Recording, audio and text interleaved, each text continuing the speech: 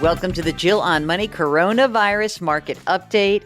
And it is Tuesday, September 1st. Oh, brother. Okay, it's September. Here we are, gang. And away we go. September 1st, by the way, I think that this is, I believe this would have been my grandfather's 100-something birthday, September 1st, my Poppy Julian's birthday. Happy birthday, Poppy J. If you've got a financial question, give us a holler. Our email address is askjill@jillonmoney.com. That's askjill@jillonmoney.com. So here is a note from Elise, who is a 40-year-old nurse and never have had much knowledge about investing. I just received a copy of the magazine Millie, where I saw your article. Okay, this is bizarre. By the way, this magazine was named something different, but then now it's Millie. And I think that anyone who has a subscription to Real Simple gets a free copy of Millie inserted. Okay, so she saw my article in Millie, and now she says, I've been listening to some of your podcasts. Can you recommend some basic books to learn about investing? I'd like to start to invest, but I need to understand what I'm doing. Any help would be appreciated. Well, Elise, of course, I'm happy to recommend many books. There's a few people who I think do such a good job with this. And one is Jason Zweig, fantastic. I think that you would find him very easy to read. The other is Jack Otter, who is a friend of mine. He wrote a book called Worth It, Not Worth It. Very easy read. You could also check out Erin Lowry. She does a lot of the basics, and she's written a couple of books, so check her out. Good luck. And of course, you'll graduate and be able to read my book, The Dumb Things Smart People Do With Their Money. You know what? Go to the website. Go check it out anyway. JillOnMoney.com. I have a section about investing, but it's about a lot more than that. So maybe you want to check that out. 40 years old. You're a financial grown-up. Welcome. Okay, this is from John.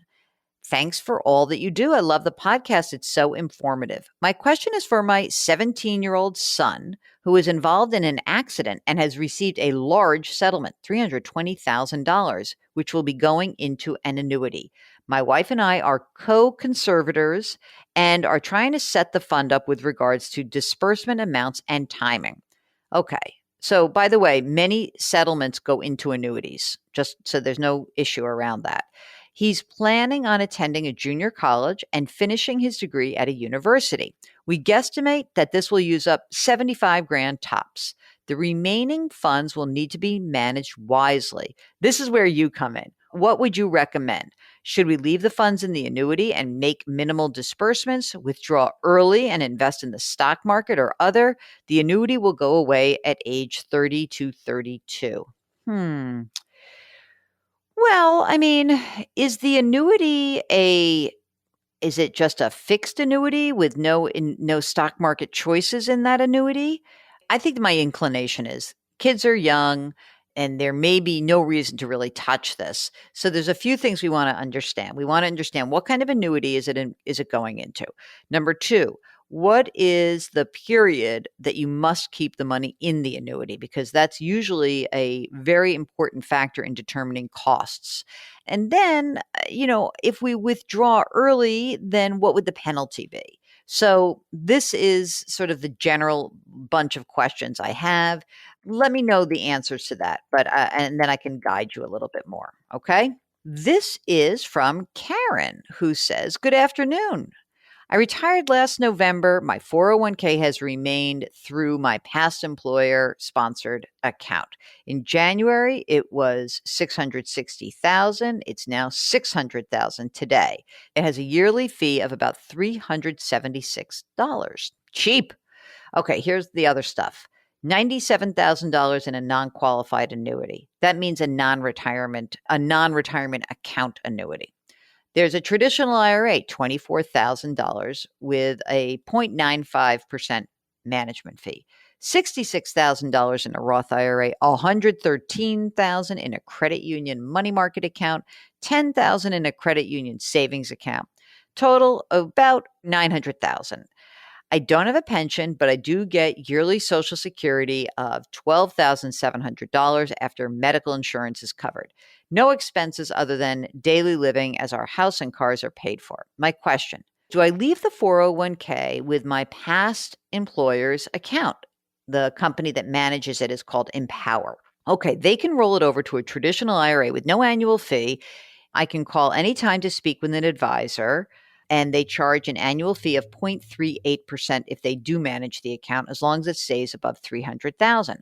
And so she basically says she's not going to move it to where she has her traditional IRA because she doesn't love that place. I'm married. He has a similar portfolio. He's got a pension and Social Security, 52 grand a year. We both enjoy your podcast. You've shed a light on some of our accounts. We do keep our money basically separate. Thank you for insight that you can offer. Okay, here is what I think you should do. So you have 900 grand, which is a lot of money. If you feel comfortable in this Empower account and you really think that they're doing a decent job, I think the annual fee of 0.38% is no biggie. You could totally do it. But if you're going to do that, what you should also do is consider other options. Your other options would be Vanguard Personal Service Advisor, which is, an online hybrid account where you could have them manage the money and you have access to an advisor. So Vanguard Personal Service Advisor, Schwab Intelligent Portfolio do the same thing, and Betterment also does the same thing. So I would look at those as possibilities for both of you. See what you come up with. As much as possible, what I do think would be helpful is to try to consolidate things while you are sort of in this mode. Get it going. Okay. All right. Judy writes, what kind of retirement planning guidance do you have for a married couple with a 10 to 11-year age difference? I'm 47. My husband's 58. Our ideas about retirement are different because we're in different places in our careers. I plan to work while he retires. Well, good plan for him, I'll tell you. We're talking about our retirement income and what sources to tap first. Our investment strategy is tied to my longer term time horizon. Is this appropriate? Well, look, what's important is that you guys are on the same page. And so it may be that what you have to do is really think about when you need to access your money. So do you keep your money together or do you keep your money separate? So we just had a question where they maintain separate accounts. I'm fine with that. But you need to be able to understand when you have to access money. He may say, well, I'm going to stop working before you do. So we're going to need to replace some of the money sooner rather than later. Or could you live on your own income for the both of you? These are questions that I think require a little bit more nuance. So I'd love it if you could give me a tiny bit more information. That would be so good. Please. Okay. Here's a question from Sherry who says, I have a MetLife variable annuity. I'm 72 years old. I wanted to protect principal, which I thought a fixed annuity would do. Should I get a new one? No, don't do anything. Don't get it. If you own an annuity, don't go and buy a new one. What I would like you to do is to send me follow-up information about the annuity you have, but don't be buying a new annuity. Don't do that. All right. Maybe we can make sense of what you have and make it a better investment for you. Okay, here is an email from a new listener named Sartak. I like that name. I'm a new listener to the great podcast. I have a money question. I have no idea how or where to invest. I'm 26 years old. I'm saving money while being at home during these troubled times. Any advice on where to start? I hope you are safe and well. Well, of course, I would say start with any retirement plan that you may have access to. I don't know if you have one through your employer. You didn't mention whether you're working or not, but that's the easiest place to start. If you don't, then you could open up a Roth IRA if you have earned income and do that anywhere where you can get some cheap stuff, like cheap index funds like Vanguard or Fidelity or TD Ameritrade or T. Rowe Price or Charles Schwab. And to make it simple, the way that you would invest would really require you to figure out when you think you're going to need this money. So obviously, if it's retirement, you can kind of look out into the long-term future. You can maybe just buy an index fund or a target date fund. But if you need this money anytime soon, you really should not be an investor, right? So I always go back to the big three on this one. You've got to have an emergency reserve fund. You've got to pay down that debt that's outstanding, whether it is credit card debt, it could be a car loan, it could be your student loan debt. So those two areas really need attention before you start an investing portfolio. Okay? Alex writes, what do you think is a better investment for the long term, real estate or the stock market? By real estate, I mean buying a second or third home, possibly renting it out. By stock market, I mean 401k, Roth IRA, brokerage account. My specific case, I'm 42.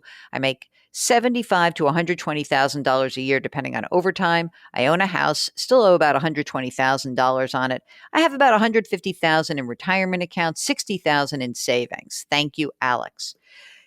Real estate can be an amazing investment, but it requires a ton of work and it is kind of dangerous because obviously it's not liquid. So I tend to be more of a boring type of investor because I think over the long term, stocks do really well. You already own a home.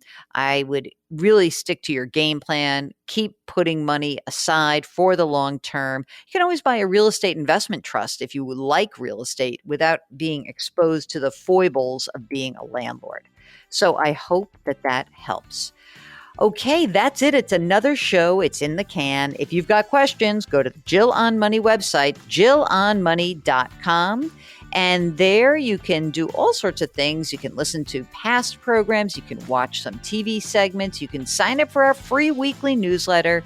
And if you wouldn't mind, just go leave a rating for this podcast. You can do that wherever you listen to your podcast. Send this along to someone who you think could use it. And don't forget to wash your hands, wear your masks, maintain your physical distancing, and put your hands on someone's back metaphorically. Help someone out today. Thanks for listening. We'll talk to you tomorrow.